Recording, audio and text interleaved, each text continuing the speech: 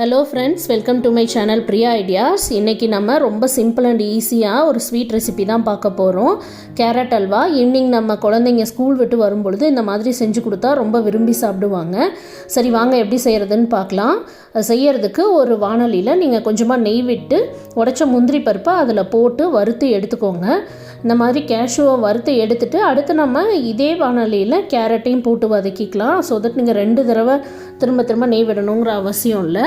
இப்போது நீங்கள் முந்திரி பருப்பை வறுத்து அதை தனியாக எடுத்து வச்சுருங்க.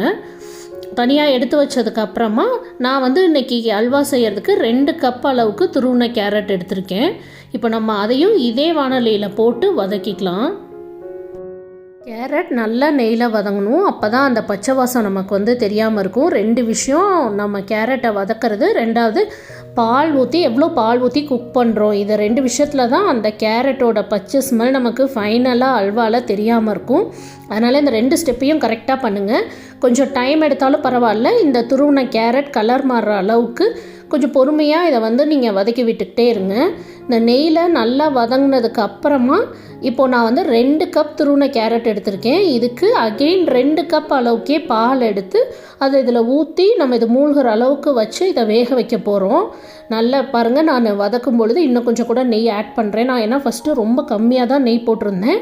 அதனால் இப்போ இன்னும் கொஞ்சம் கூட நான் நெய் சேர்த்துருக்கேன். நல்லா வதங்கட்டும். நல்லா வதங்கி வந்ததுக்கப்புறம் நம்ம பால் சேர்த்துக்கலாம்.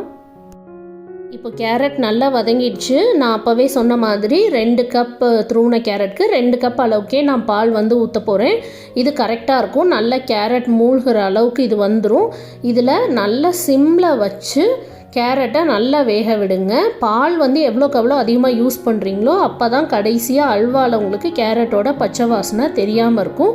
அதனால் பால் முடிஞ்ச அளவுக்கு கம்மியாக ஊற்றாமல் இந்த மாதிரி கேரட் மூழ்கணும். இல்லைன்னா நீங்கள் எந்த அளவுக்கு கேரட் எடுத்திருக்கீங்களோ அதே குவான்டிட்டி அளவுக்கு பால் 2ம் ஈக்குவலாக இருக்க மாதிரி ஊற்றி நல்லா சிம்மில் வச்சு ஒரு மூடி போட்டு இதை வேக விட்டுருங்க.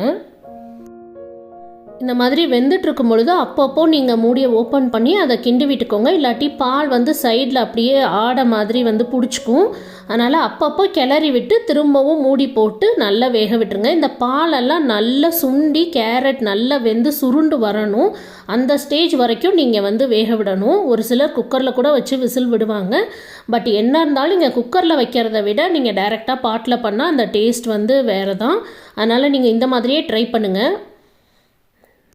பாருங்கள், நம்ம ஊற்றின பாலெல்லாம் நல்லா சுண்டி கேரட் வெந்து இந்த மாதிரி சுருண்டு வந்துருச்சு. இப்போது இந்த ஸ்டேஜில் நீங்கள் இதில் சுகர் ஆட் பண்ணலாம். பால் நல்லா சுருண்டு வர்றதுக்கு முன்னாடி சுகர் ஆட் பண்ணிங்கன்னா அல்வா ஃபைனலாக அந்த பதத்துக்கு வராது, சலசலன்னு இருக்கும். ஸோ நான் 2 கப் துருவின கேரட் எடுத்தேன் இல்லையா, அதுக்கு நான் 1/2 கப் சுகர் எடுக்கிறேன். இது கரெக்டாக இருக்கும். இதை விட அதிகமாக போனால் ரொம்ப திகட்டுற மாதிரி இருக்கும். கேரட்டில் ஆல்ரெடி ஒரு ஸ்வீட் டேஸ்ட் இருக்குங்கிறதுனால இந்த அளவுக்கு சுகர் எடுத்தீங்கன்னா அது போதும். 2 கப் துருவின கேரட்க்கு 1/2 கப் சுகர். இப்போ சுகர் போட்டதுக்கப்புறமா அது திரும்பவும் தண்ணி விடும். இப்போ அதுவும் நல்லா மெல்ட் ஆகி நல்லா இந்த கேரட்டோடு சேர்ந்து வெந்து சுருண்டு வரணும். அந்த ஸ்டேஜ் வரைக்கும் நீங்கள் திரும்பவும் இதை சிம்மில் வச்சு விட்டுருங்க. பாருங்கள், இப்போ இது ஆல்மோஸ்ட் ரெடியாக போகுது. கேரட் நல்லா அந்த சுகர் சிரப்போடு சேர்ந்து குக் ஆகி அந்த கலரே சேஞ்ச் ஆகிருக்கு. உங்களுக்கு பார்க்கும்போதே தெரியும். இனி கொஞ்சம் நல்லா சுருண்டு வரணும். நல்லா சுருண்டு வந்ததுக்கு அப்புறமா நீங்கள் நெய்யில் வறுத்த கேஷ்யூ அப்புறம் பொடிச்ச ஏலக்காய் 2ஐயும் சேர்த்து இதோட கலந்து இறக்குனீங்கன்னா உங்கள் கேரட் அல்வா தயாராகிடும். இன்னும் ஒரு 2 நிமிஷம் இதை நம்ம விட்டுருவோம். கடைசியாக சுருண்டு வரும்பொழுது இன்னும் கொஞ்சம் நெய் கூட நீங்கள் சேர்த்துக்கலாம். அப்போ டேஸ்ட் ரொம்ப நல்லாயிருக்கும். இப்போது பார்த்தீங்கன்னா தெரியும், அந்த சுகர் சிரப் எல்லாமும் நல்லா கேரட்டோட மிக்ஸ் ஆகி இது நல்லா சுருண்டு வந்துருச்சு. இப்போது நம்ம இதில் வறுத்த கேஷ்யூ அண்டு ஏலக்காய் பொடி இது 2ம் சேர்த்து நம்ம இறக்கணுன்னா அந்த பதம் கரெக்டாக இருக்கும். நம்ம ஃபஸ்ட்டே வறுத்து வச்ச கேஷ்யூவையும் நான் ஏலக்காய் பொடி ஆல்ரெடி பிடிச்சி வச்சுருக்கேன். அதையும் இதில் சேர்த்து நல்ல ஒரு கிளறி விட்டு ஒரு 10 to 20 செகண்ட்ஸ் விட்டுருங்க. அதுக்கப்புறமா ஸ்டவ்வை ஸ்விட்ச் ஆஃப் பண்ணிடுங்க. இப்போ நம்ம கேரட் அல்வா ரெடி ஆகிடுச்சு. இதை குழந்தைங்களுக்கு ஈவினிங் ஸ்நாக்ஸாக கொடுத்தீங்கன்னா ரொம்ப விரும்பி சாப்பிடுவாங்க.